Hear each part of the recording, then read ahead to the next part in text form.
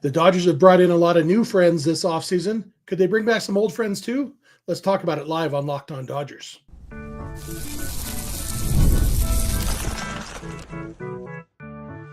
You are Locked On Dodgers, your daily Los Angeles Dodgers podcast. Part of the Locked On Podcast Network, your team every day.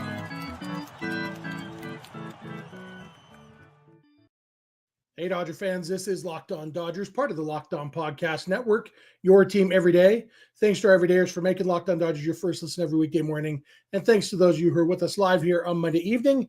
Remember, this show is free and available on all podcast platforms and on YouTube simply by searching for Locked On Dodgers. And you can make it easy on yourself. Just subscribe wherever you're watching or listening right now. If this is your first time with us, my name is Jeff Snyder. That guy next to me is my co-host, Vince Samperio. Vince and I are both lifelong Dodger fans, just like most of you. We've also both spent time covering the Dodgers in the press box and the locker room, so we bring you the smart fans' perspective on our boys in blue every weekday morning. This episode is brought to you by FanDuel. From the first whistle to the final drive, FanDuel makes the NFL playoffs even more exciting. Right now, new customers can bet $5 and get $300 in bonus bets if you win your first bet. Visit FanDuel.com to get started. And with us getting started here, Vince, unsurprisingly, despite us being spoiled by the Dodgers over the weekend, the Dodgers didn't make any big flashy moves on Monday, partly because there's not much roster space left to make any moves. But there was a little bit of news. There's been over the last few days, I guess, there's been a few things that have gone on that got me thinking about some old friends and, what the likelihood is of them being in Dodger blue in 2025. And first one I want to talk about is Kiké Hernandez, just because Teoscar Hernandez was on Dodger territory with our buddy Clint and his co-host Alana Rizzo on Monday, and they asked him about Kiké Hernandez, and Teo made it clear that he really wants Kiké to be back with the Dodgers. We've talked about Kiké several times, and every time we've mentioned Kiké, we've kind of mentioned the fact that there's not currently really room for him. There's not, like, he fills kind of the same role that Chris Taylor fills, except better probably. And now with Hyeseong Kim, kind of that same role too. And so, the Dodgers could be forgiven if they were just done signing people. They've had a great offseason and everything, but the fans definitely still want Kiké back. And Kiké would make the team better if, for example, he did replace Chris Taylor. But at this point, here on the evening of January 20th, 2025, Vince, how likely do you think it is that Kiké Hernandez is a Dodger in 2025? I'd like to think the number is higher than it maybe is. I'll put it at 50-50. And that's really, it's the decision. Like, do you get rid of Chris Taylor, however that may be, whether it's via trade, whether it's via, designated for assignment, whatever. It kind of brought it up in my mind again the other day when I got an email from Dodgers, media PR people, that Chris Taylor's polar plunge is taking place on February 2nd. So, and it wouldn't be the first time that a player got removed or traded from a team, and then there was, some kind of aspect of philanthropy that they either still attended to or didn't get to attend to or whatever it was. So, that is not going to prevent the Dodgers from making a move. But, from all we know, even last year, Kiké coming back really late into the offseason, it was one of those where he wanted to come back, and then, the Dodgers had space last year. Right now, when you look at it, you got the 9 starters, and then you got 4 bench players, and Austin Barnes is one of those bench players. You think, Miguel Rojas is one of those bench players. One of the other people that play outfield, Pages, Outman, whoever it is. And then you have Chris Taylor at the moment. So there's not necessarily room.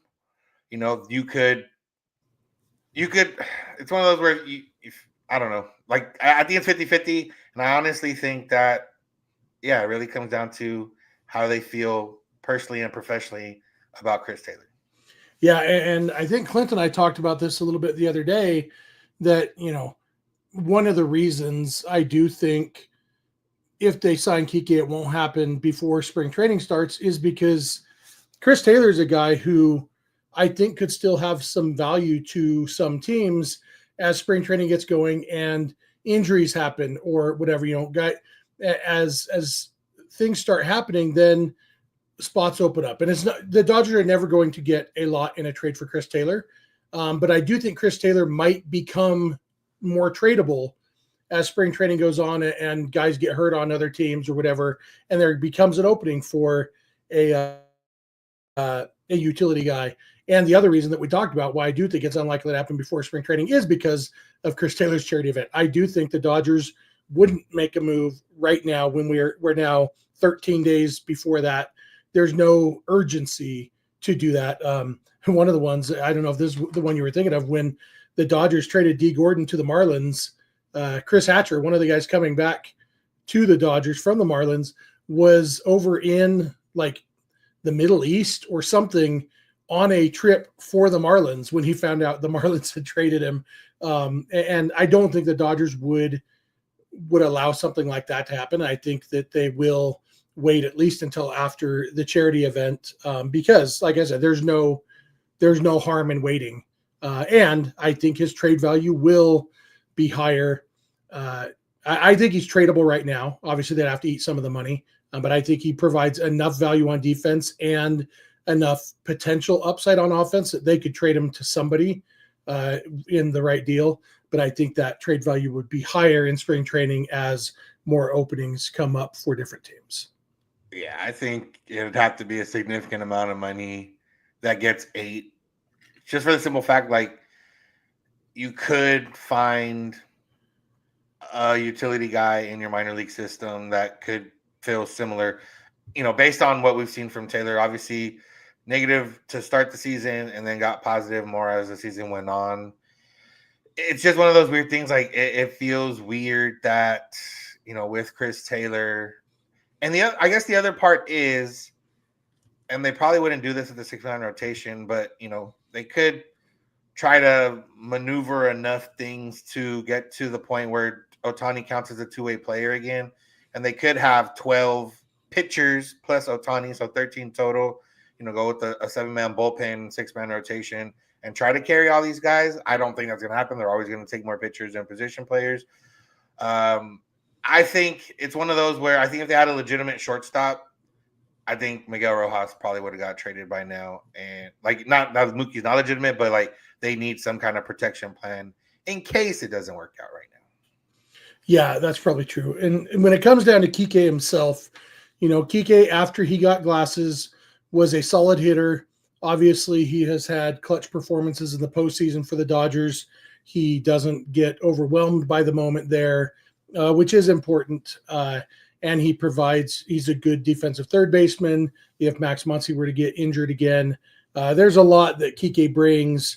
It really does come down to what the rest of the roster looks like. But like I've said a few times, I wouldn't be surprised if the fact that we haven't heard any rumors about Kiké to any other teams suggests to me that maybe there is kind of an understanding between Kiké and the Dodgers that, yeah, we're going to sign you in spring training once the 40-man roster flexibility opens up. And they could do that immediately, first day of spring training, even with Chris Taylor still there, because the roster crunch doesn't come until the season starts. And then just let it play out, and maybe Hyeseong Kim clearly in spring training isn't ready for the big leagues. And so Chris Taylor survives longer then on the roster. Or maybe, Pajes and Outman, Yeah, I was going to say, I guess Pajes doesn't have to start the year in the big leagues. Yeah, and I think he will if it seems like he's ready, but maybe both of those guys have rough springs, so there's nothing wrong with all that extra flexibility. It would create a logjam that they would eventually have to solve, but I could see them signing Kiké on February 10th as soon as the 60-day injured list opens up, and then let the rest figure itself out over the course of spring training, especially because for those games in Japan, they will have extra position players because they won't need as many pitchers because they won't need to take 5 or 6 starting pitchers. So, and they're not going to have enough relievers probably. So they probably could take an extra position player or two over there to Japan. So there's a lot of possibilities there, but I do expect Kiké most likely to be a Dodger in 2025. I've get 71.3%. Yeah, Well, you've been on a good streak this offseason, so hopefully that's the case. One thing before we go, I see Nolan Arenado's name way too much in this chat. That's not happening. That ship was never in dock and is not going to sail, or it already sailed. Yeah, Jennifer in the chat said, I'd like to see, what'd you say? I'd like to see Nolan Arenado as an upgrade at third base. And I would too. I do wish that Nolan Arenado would be an upgrade at third base. And then the Dodgers could trade for him. But I don't think Nolan Arenado would be an upgrade at third base right now. So it's not going to happen. We're going to come back in a minute, talk about another one that may or may not happen. TMZ, big newsbreakers, talked to ambush Kenley Jansen at LAX and asked him about a potential return to the Dodgers. We'll talk about it. So please keep it locked on Dodgers. This episode is brought to you by Rocket Money. Look, Rocket Money is great at helping you find subscriptions that you've forgotten about or that you're paying for twice. If you're like me, one time, like 9 years ago, my mom needed help with some little graphic for her work. And I signed up for some little graphic editing thing. It was like $3 a month. And I'm like, I'm just going to pay $3 and I'll do this for my mom and then I'll cancel it. And I did the first 2 steps and forgot the cancel it step. And I paid $3 a month for like 2 years until Rocket Money, back whatever it was called back then, helped me find it and say, why are you paying for this? I'm like, because I'm an idiot. That's what Rocket Money can do. It's a personal finance app that helps you find and cancel your unwanted subscriptions, monitors your spending, helps lower your bills so you can grow your savings. It brings everything together in one place, whether it's subscriptions, your spending habits, or even the goals you want to hit this year. Rocket Money has over 5 million users and has saved a total of $500 million in canceled subscriptions, saving members up to $740 a year when using all of the app's premium features. Like I said, I've been using it for years, and it has saved, probably 2 dozen subscriptions I've found and canceled because of Rocket Money. So cancel your unwanted subscriptions and reach your financial goals faster with Rocket Money. Go to rocketmoney.com/lockedon today. That's rocketmoney.com/lockedon. One more time, rocketmoney.com/lockedon.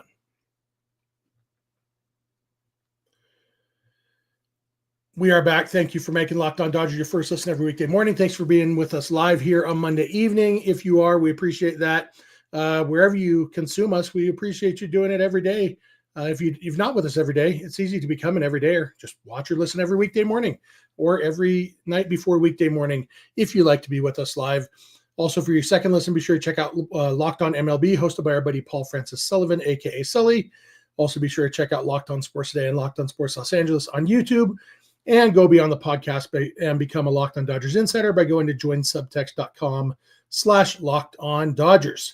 So TMZ had a video today of Kenley Jansen being ambushed at LAX and asked about possibly rejoining the Dodgers. And if you watched this video on TMZ, you may have had a case of deja vu because when I first started watching this, I thought, are they selling me fake news? Are they posting an old video and trying to make it seem new?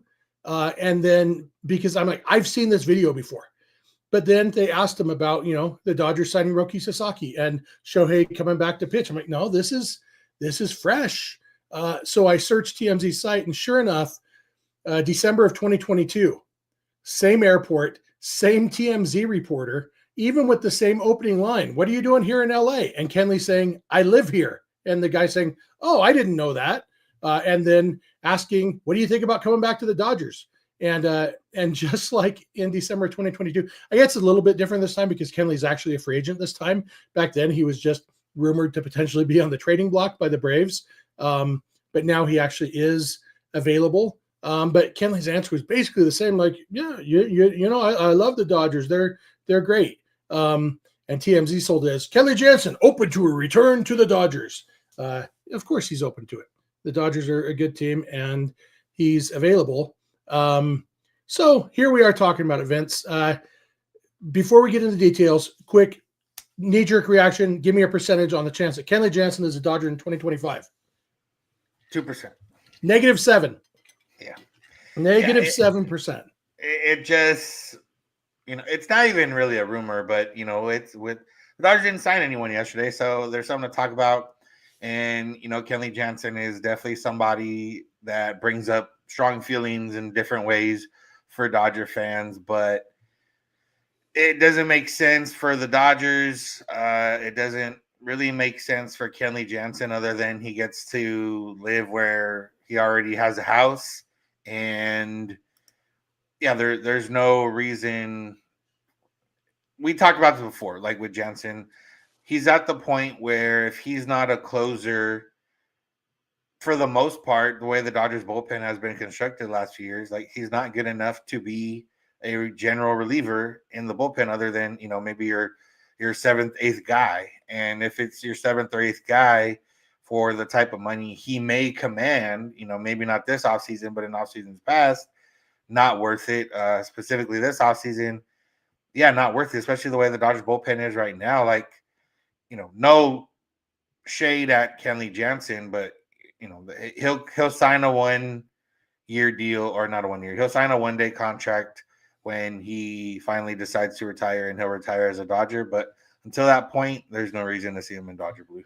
Yeah, absolutely. And we've talked about, like, when we were talking about will the Dodgers sign Tanner Scott, and I kind of mentioned for Tanner Scott, it's not as important to be the closer because Tanner Scott is not going to make the Hall of Fame. Tanner Scott was looking for a good payday.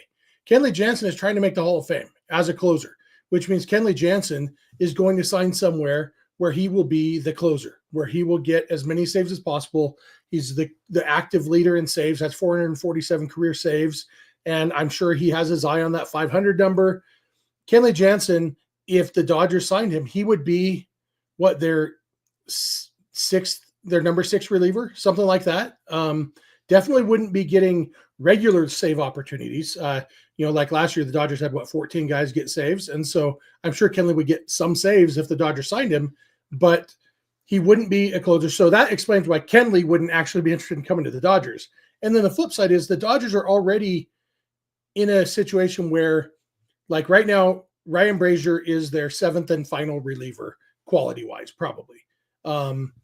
And you already have a situation where if you're doing a 6-man rotation, you might need at least one long reliever available. And so the Brazier might already be the odd man out because they might want somebody like Ben Kasperius or Edgardo Enriquez who can go a few innings at a time in that bullpen, which means like there's just, if you look at the Dodger roster, who would you choose to replace with Kenley Jansen? And the answer is nobody. Like, especially, hey, who should we pay Kenley Jansen $12 to $15 million a year to replace? And the clear answer is nobody. There's no room for Kenley Jansen in this bullpen. Yeah, and honestly, it's kind of interesting to see, what someone like Kenley will get, even with all, the runner relievers that kind of went recently. Like I said, there'll be some team. This is the time of year where if you're a team that's probably not going to make the playoffs, you should be trying to sign a bunch of these types of guys and hope that they have a hot first half and trade them for prospects. And, Jansen's been on winning teams mostly. Red Sox last year weren't a winning team, but he's, Dodgers, Braves, Red Sox. I don't know if they made the playoffs when he was there, but either way, they were supposed to maybe have a chance of winning. But this might be the first year where he goes to a losing team and, maybe does try to parlay that into getting traded to a better team at the deadline and having another chance to do that. But yeah, like I said, it's seeing how things are trending for relievers in general. Jansen would benefit by being somewhere he can rack up at least another 20, 30 saves for maybe a couple years. Yeah. Kenley Jansen, I'm looking. He has thrown a grand total of 2 postseason innings in a uniform other than the Dodgers uniform. 2022 Braves, he had made 2 appearances, allowed 1 home run. And that's the only time he's pitched in the postseason other with the Dodgers. But yeah, I mean, his best chance to pitch in the postseason is to sign with I was going to say the Pirates. I don't know what the Pirates bullpen looks like right now. I know they don't have Bednar, but he was bad last year. He was bad last year. They don't have Aroldis Chapman anymore. They had him last year, right? I think so. Yeah. But I think he signed somewhere else.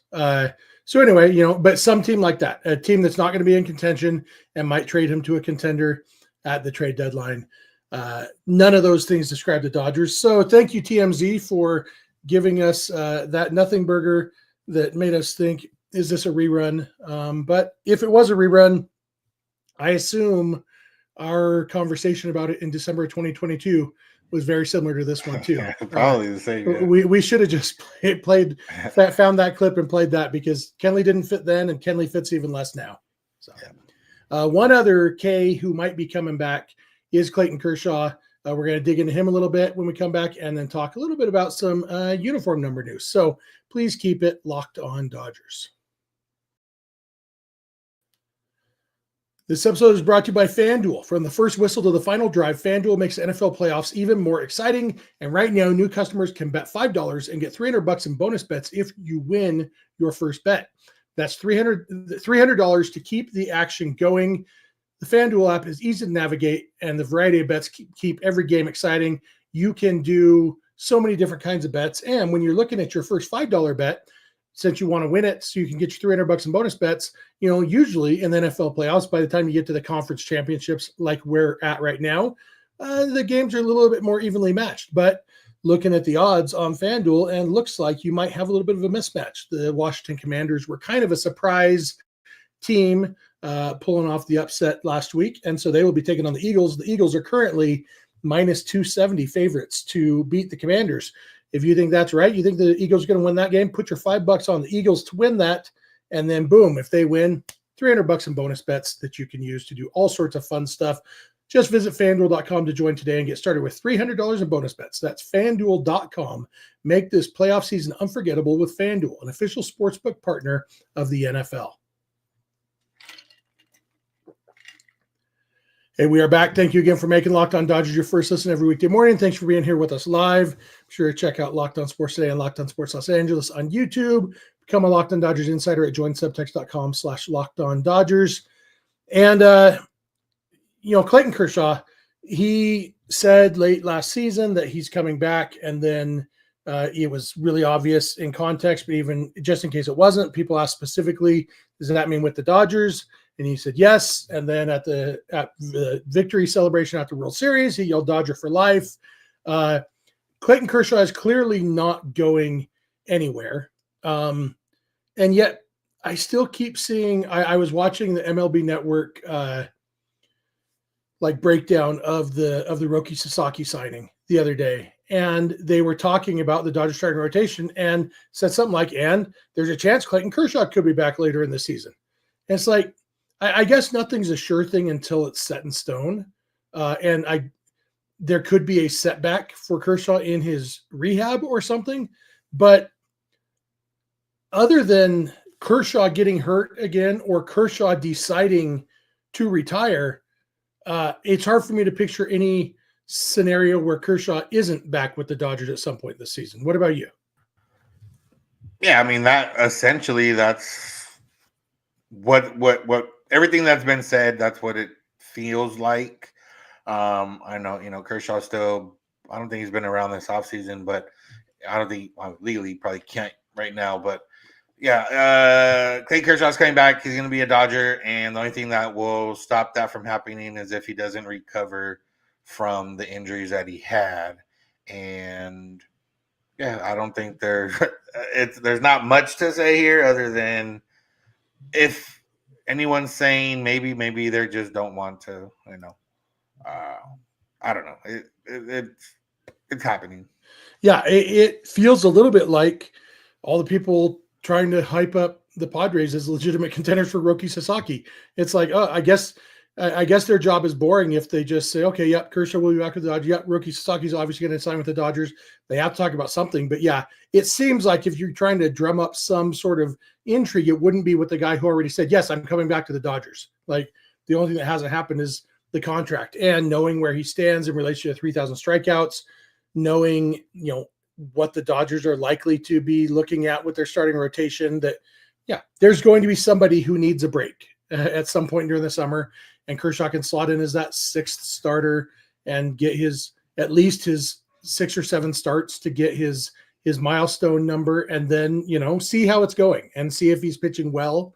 And, Kershaw famously, when he signed his first extension with the Dodgers, his biggest concern about signing that extension was that he wouldn't be able to live up to it on the field.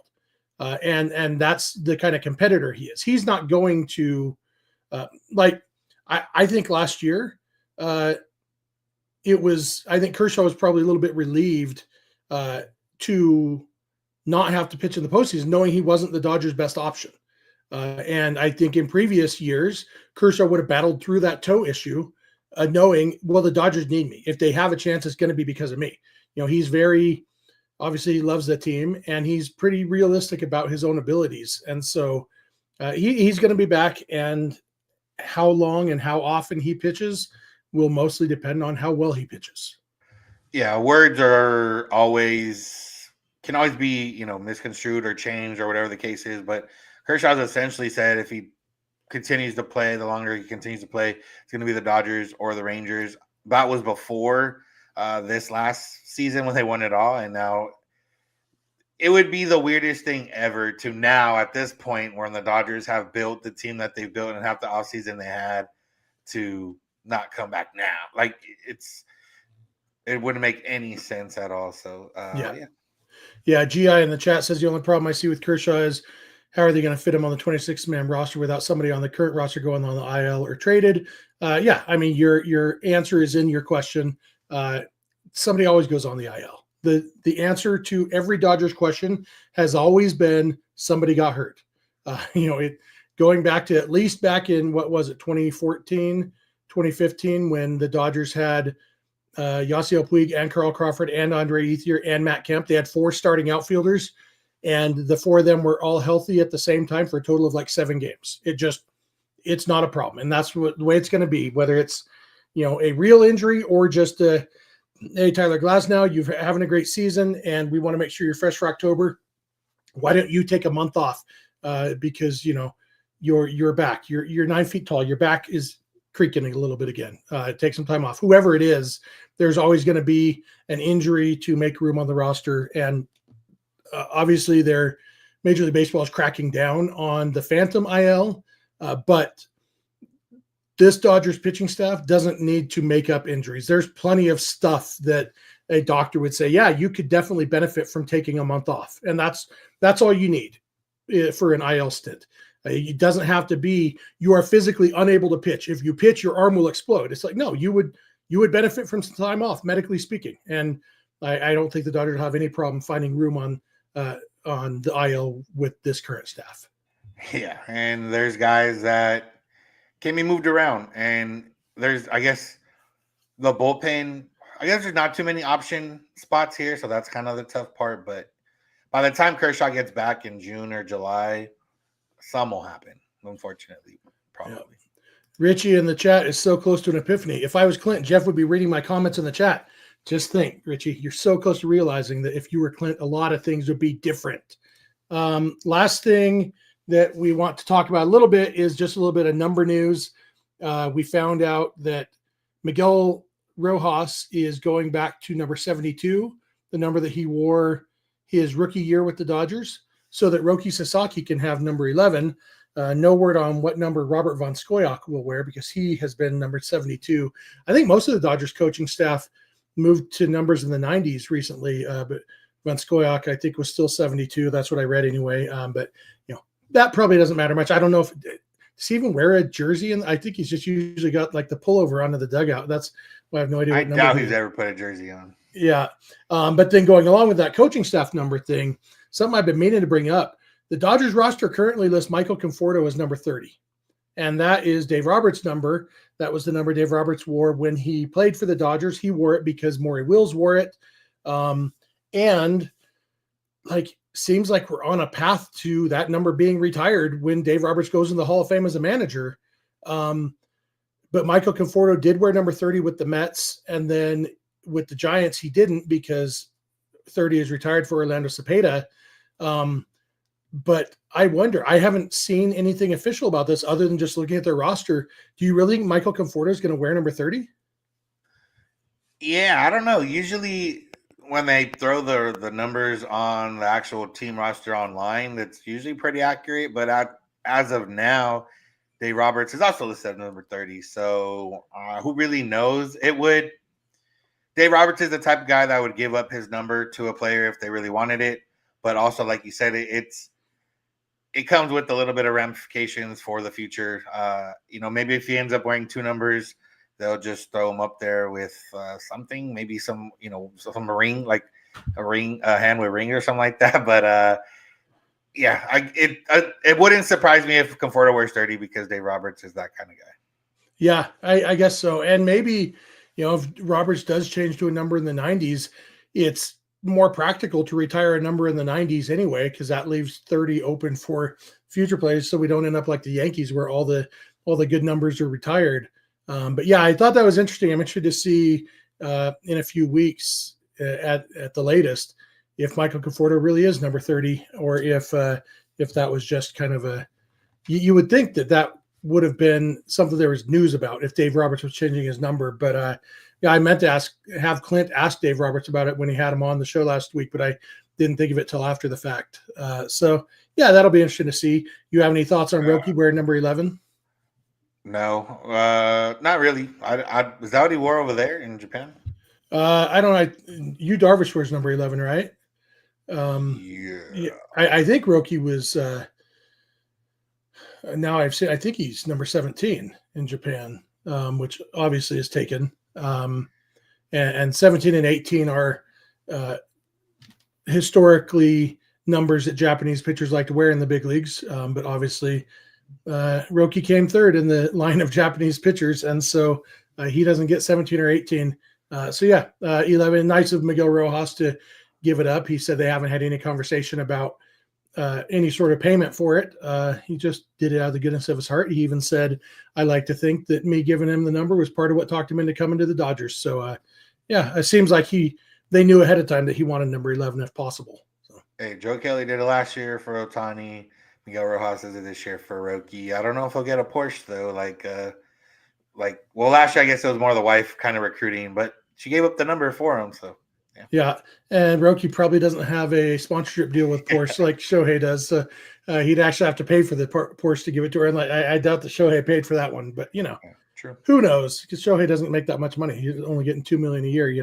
Yeah, we should get answers on Conforto Roberts probably at FanFest in a couple weeks. So that's true. Yeah, even before spring training starts. So maybe when I'm at Chris Taylor's thing, if I see either of them, maybe I'll ask them then and see, break some news on the ground like I'm TMZ or something. Yeah.